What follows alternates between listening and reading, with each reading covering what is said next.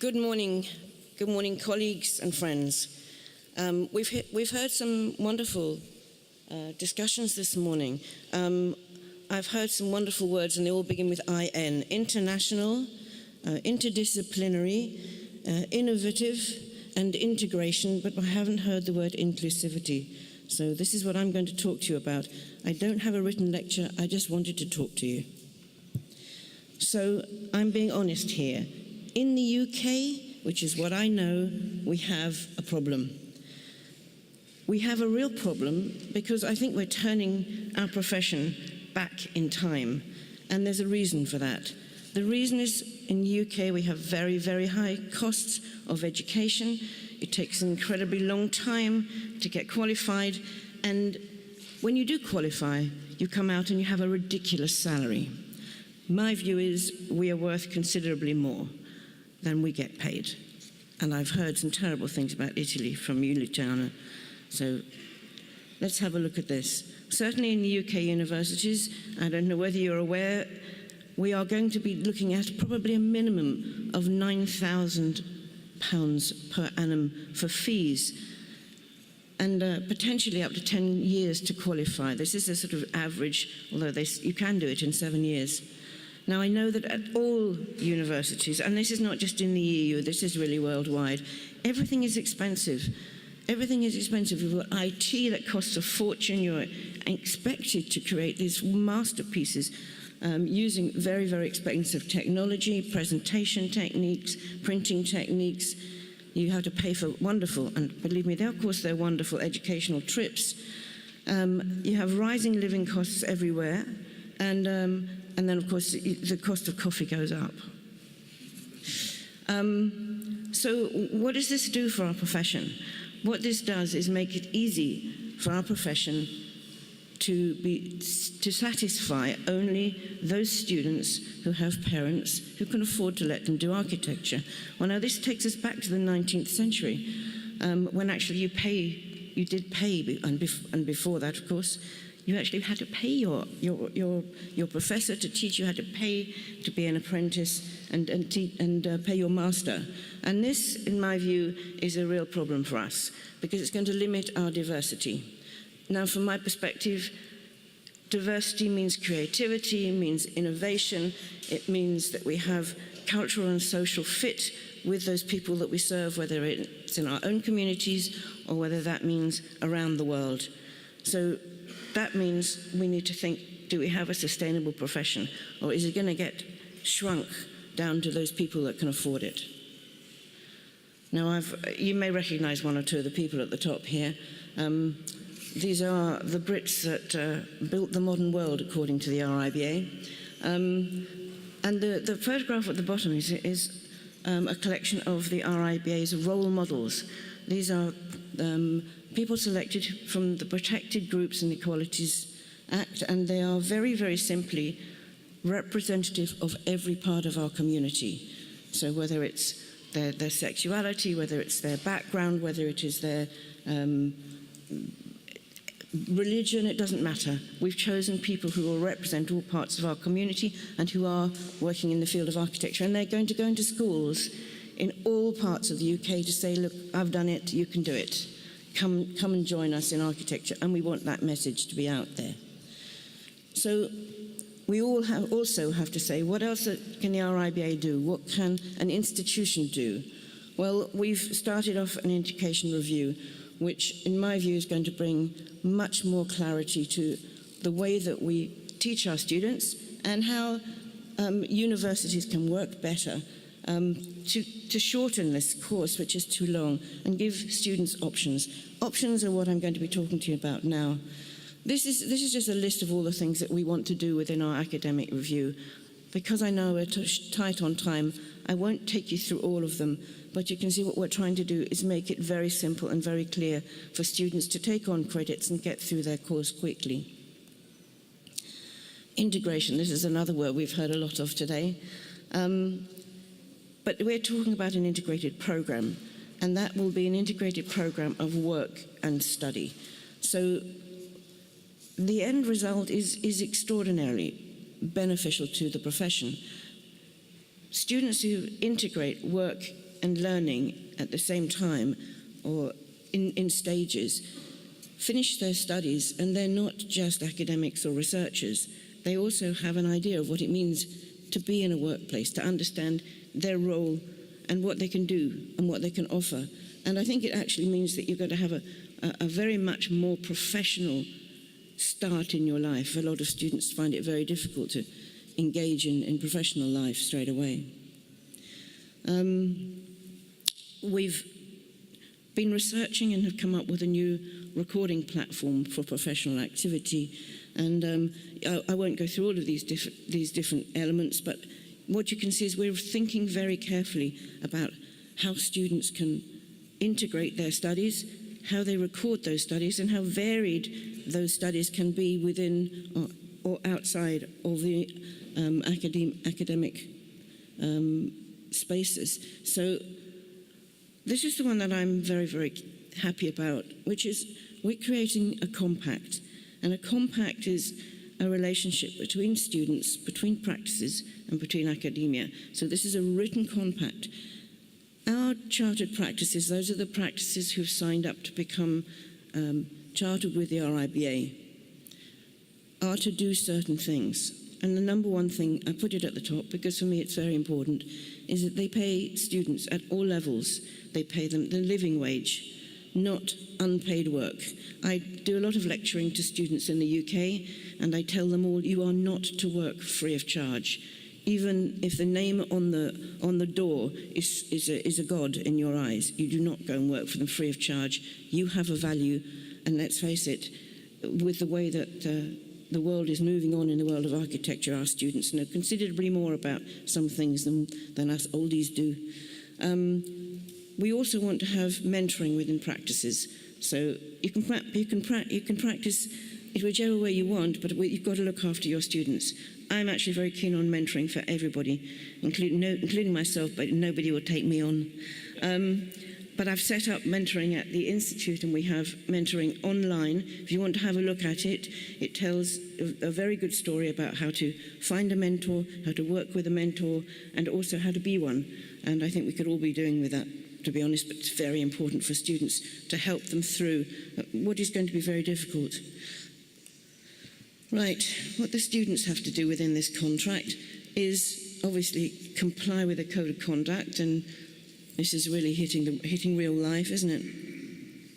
Understand what their role is in the office, which means they have to ask, and record everything. And this is the point. Whatever you do within a practice, even if you're making coffee, actually, you are doing something which contributes to the practice. But the point is we've got to do better than that for our next generation. So what we've got to make sure is that the RIBA is welcoming those people who have issues, have difficulties. And we need to be able to deal with complaints. We need to be able to go and talk to practices who perhaps do take a student, stick them on a machine and get them to do Revit drawings of toilets for 6 months. I know we all went through it, but not with Revit, but we certainly did. I did lots and lots of toilets when I was studying. But we've got to teach them more than that. And we have also at the Institute got to support the schools who are providing the students. And the schools themselves, they've also got work to do within this compact.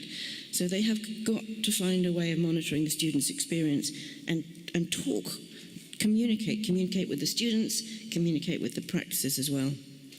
And we have some wonderful pioneering courses that are coming along in the UK, the first of which was Oxford Brookes University, which is actually a franchise from the RIBA. They are taking the RIBA's course of distance learning. And this is been going now, I mean, this is quite an old system, it's worked very well, but it's only a few students.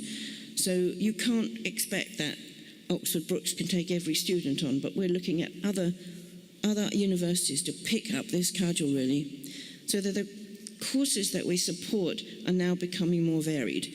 And I think this is the way forward for our profession. So a collaborative approach. There's another nice word, collaboration. So the universities make partnerships with practices in their area, and they put on an earn and learn course. So it's a mixture of earning and learning either during the course of the week or very many different ways, actually. But This one in Sheffield, which I think is fantastic. It's been taken up so successfully. It's for Part 2 students, and they work for 4 days and study for the last day, and that's very successful. The London School of Architecture is a new school. It's only taking on its second cohort now, and this also brings academia and practice together.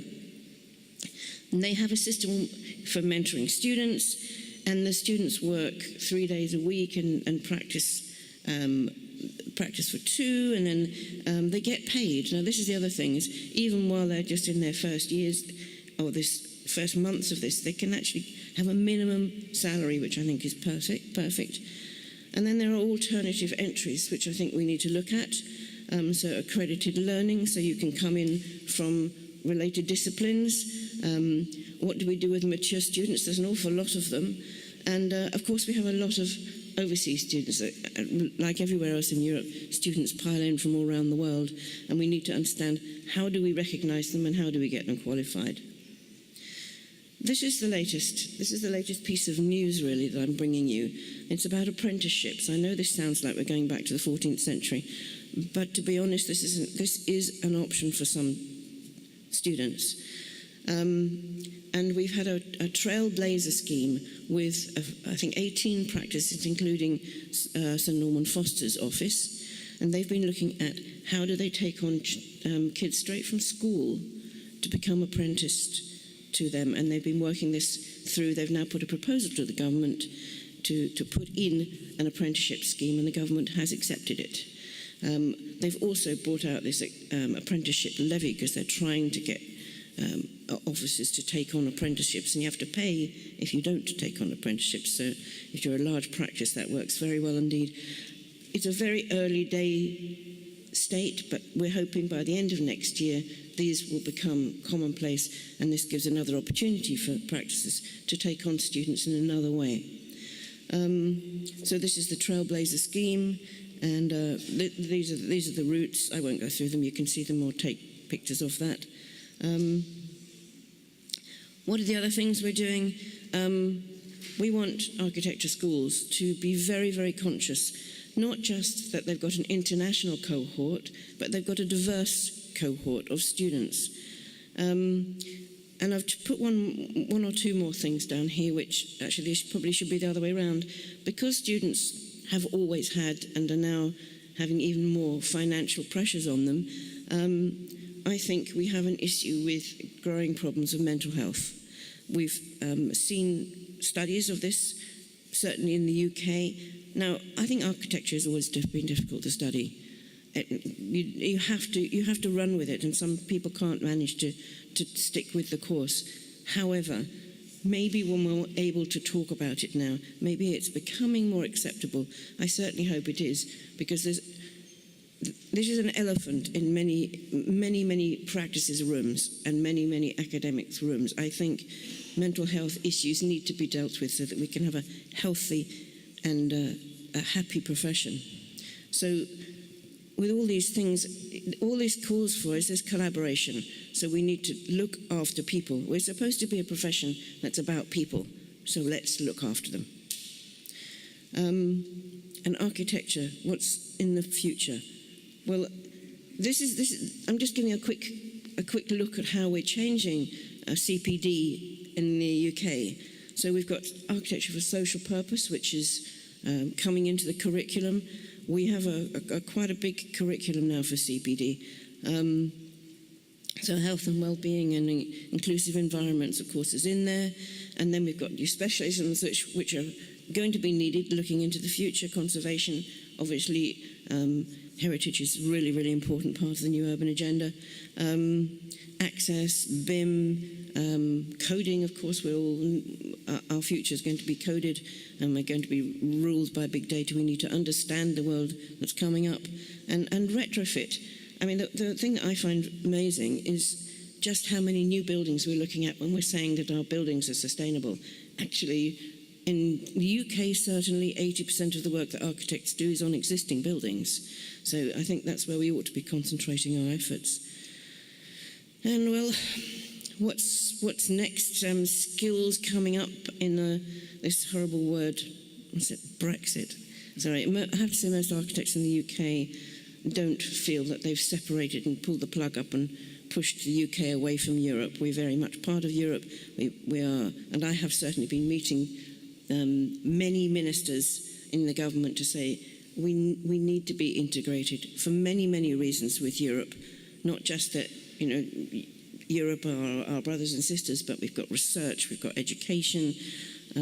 We must have equivalency of qualification. We want to be able to move students around. We want to be able to move professionals around. We want the best talent to be in the right place at the right time. So we're really pushing for that. I did want to push that point. So please don't throw Brexit at us like we want it. We have to cope with it is what we're doing, but we're trying to make the best of it. But these are all the things that we want to do in the future. And practices, well, these are the things I think we have to ask practices to do. I'm asking practices in the UK to do them. I'm going to ask if you would think about this in your own areas. And so I'm giving out a call to you all, call to arms, to take responsibility in your practice for educating the next generation and for making sure that we have a sustainable future and not just one that is for the elite only. We need to be truly socially inclusive. And what are we talking about? I did put a little bit in about Brexit. I'll talk to you separately about any of those things, I think. Thank you very much.